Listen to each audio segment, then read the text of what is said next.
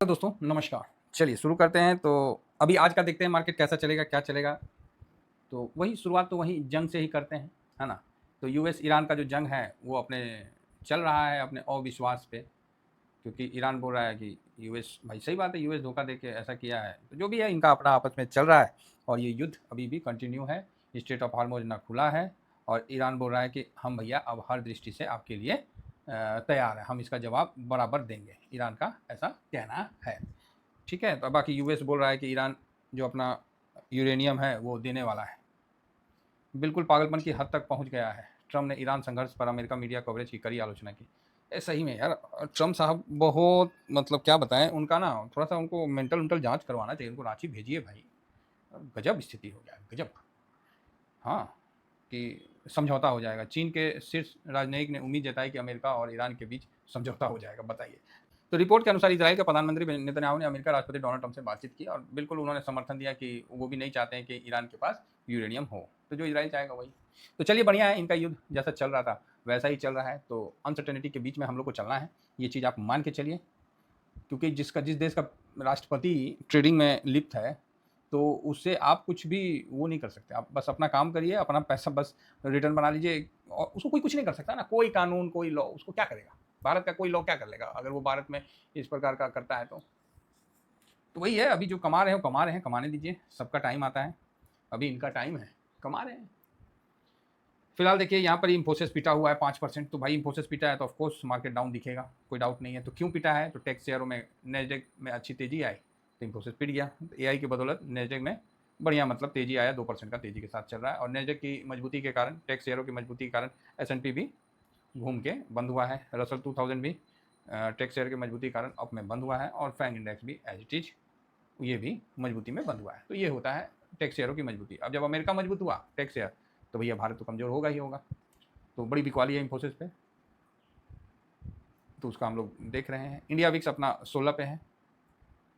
Brent जो 29 जुलाई 99 के पास है ना। 100 क्रॉस नहीं, 99 अभी 99 से नीचे आया है 98.71।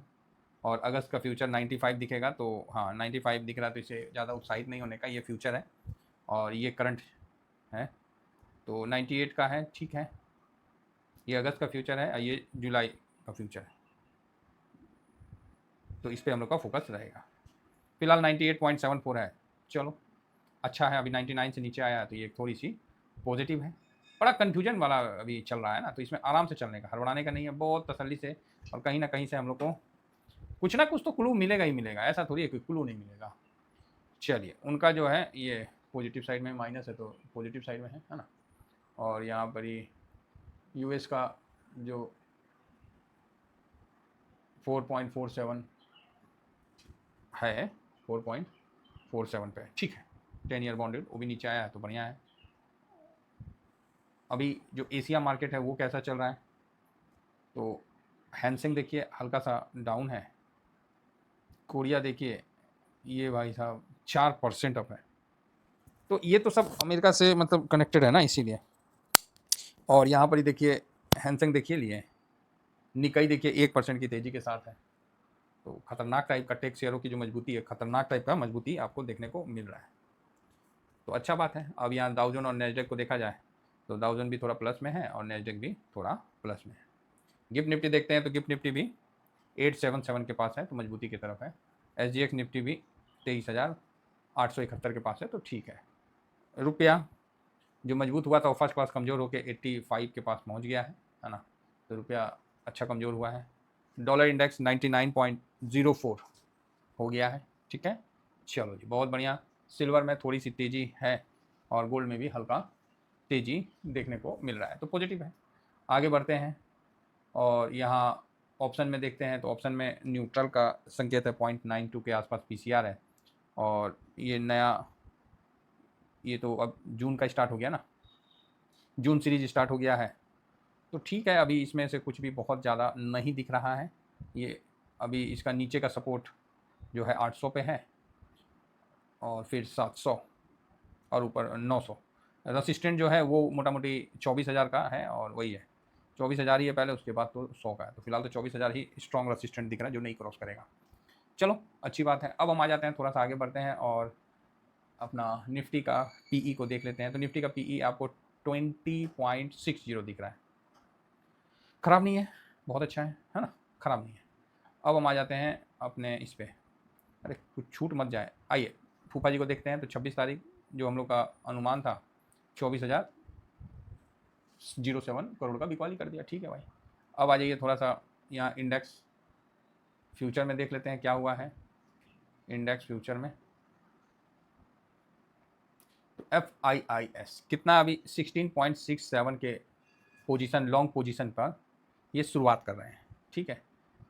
इतना प्लस और 1 लाख कुछ कितना था, 52,000 शायद, इतना पोजीशन के साथ शुरुआत कर रहे हैं, चेक कर लेंगे। DIS देखते हैं 67.69। DIS ने कल लॉन्ग पोजीशन थोड़ा बढ़ाया है, बहुत ज़्यादा कॉन्ट्रैक्ट नहीं बढ़ाया है, नहीं कॉन्ट्रैक्ट भी ठीक ही बढ़ाया है। तो ये एक तरह से मजबूत है, अभी ऐसा नहीं है कि कोई कमज़ोर। पब्लिक या क्लाइंट ये तो 70.88 पे शुरू कर रहा है, इतना परसेंट माइनस किया है, ठीक है। और प्रो तो भाई साहब 43.96% का लॉन्ग है। क्या लॉन्ग है बाबा जी का, ठल्लू लॉन्ग है ये, इतना परसेंट कल माइनस कर दिया। तो डाटा जो है बहुत मजबूती की तरफ से नहीं है। हाँ ये बोल सकते हैं कि FIS का पोजीशन ठीक था, FIS का पोजीशन ठीक रहा और DIS ने भी पोजीशन थोड़ा करके मतलब ठीक ठाक हिसाब से रहा है। तो ये मतलब ठीक है, बहुत अच्छा और बहुत मजबूती का संकेत नहीं दे रहा। देखो साहब जो है सो हम बता देते, नहीं दे रहा है तो हम कैसे आपको बोल रहे हैं, जब देता है तो हम बोल देते हैं कि हाँ भाई कोई दिक्कत है, और जब नहीं दे रहा तो हम कैसे बता दें। यहाँ FIS बेचेगा क्योंकि उसको वहाँ पैसा बन रहा है, इंडिया में अभी कुछ नहीं बन रहा है। अरे ये क्या गया, FIS यहाँ बेचना चाहिए है ना, तो ठीक है। DIS खरीदेगा भाई FIS के विरुद्ध। प्रो का तो भाई राम जाने, ये न्यूट्रल रखते। इंडिया विक्स निगेटिव है, PCR न्यूट्रल है, 0.91 पे है, तो बस ऐसी है। ये बेयरिश है, ऑप्शन चेन में तो बेयरिश है। गोल्ड पॉजिटिव रहेगा, क्रूड ऑयल निगेटिव है। US मार्केट दाव माइनस है, बाकी सब प्लस में है, तो इसको पॉजिटिव ही रखें क्योंकि दाव का तो कोई ETF है नहीं। रुपया ये निगेटिव है, अगेन 95.85 भाई लग ऐसे चलेगा तो जल्दी 97 भी क्रॉस कर जाएगा और उसके आगे भी चला जाएगा, ऐसे जिस तरह से चल रहा है। डॉलर इंडेक्स RBI भी एक समय तक रुकेगा, उसके बाद छोड़ देगा, समझ रहे हैं। RBI भी एक समय तक रोकेगा रुपया को, उसके बाद छोड़ देगा, नहीं तो उसको रोकने का चक्कर में सारा फंड खत्म हो जाएगा ना, तो इसीलिए उसको छोड़ देगा। तो एक समय तक रोकेगा, बाकी इससे महंगाई का तो खतरा तो अब क्या, सब जगह तो महंगाई चढ़ ही गया, हर जगह तो महंगाई का हो ही गया है। डॉलर अभी 8 पे कमीशन भी देगी सरकार, समझ रहे हैं, तो महंगाई तो अपना सीमा पे चल ही रहा है। डॉलर इंडेक्स फिलहाल तो निगेटिव है, नहीं डॉलर इंडेक्स 99 के पॉजिटिव है और PE भी यहाँ पॉजिटिव है। तो यहाँ आप देखिएगा तो 1 2 3 4 5 5 5 पॉजिटिव है, सेंटीमेंट 5 पॉजिटिव है, 1 2 3 4 4 निगेटिव है, 1 2 3 तीसरा कहाँ है, 4 नहीं 5 निगेटिव है,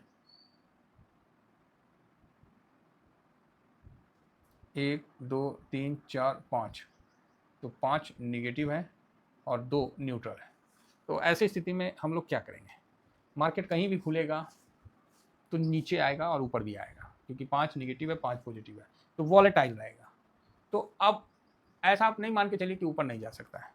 ऊपर नहीं जाने का कारण है कि अमेरिका में तेजी रहा और टेक शेयरों में वहाँ तेजी रहा, तो अपना टेक शेयरों में वाट लगेगा। आज IT फिर से गिरा हुआ आपको दुखी करेगा, ठीक है।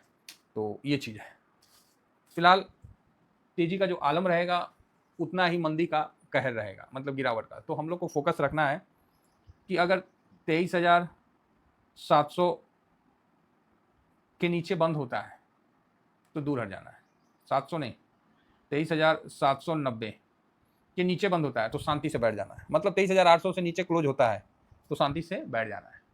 क्लोजिंग बता रहा हूँ, क्लोजिंग।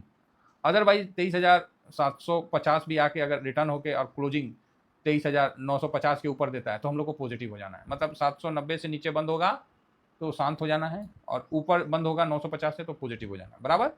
आप बोलोगे हाँ, और तब तक ये 150 पॉइंट में घूमते रहता है तो घूमने दीजिए। बाकी जिसको खरीदारी करना है नीचे आता है तो मौका दिखेगा तो वहाँ खरीद लीजिए, जिनको बिकवाली करना है ऊपर जाता है तो कर लीजिए। अब क्या है ना, कैश फ्री हो गया, कैश आ गया हाथ में, आराम से लेते रहेंगे। हाँ, फिलहाल इतना ही कहकर अपनी वाणी को विराम दूंगा। थैंक यू वेरी मच, जय हिंद।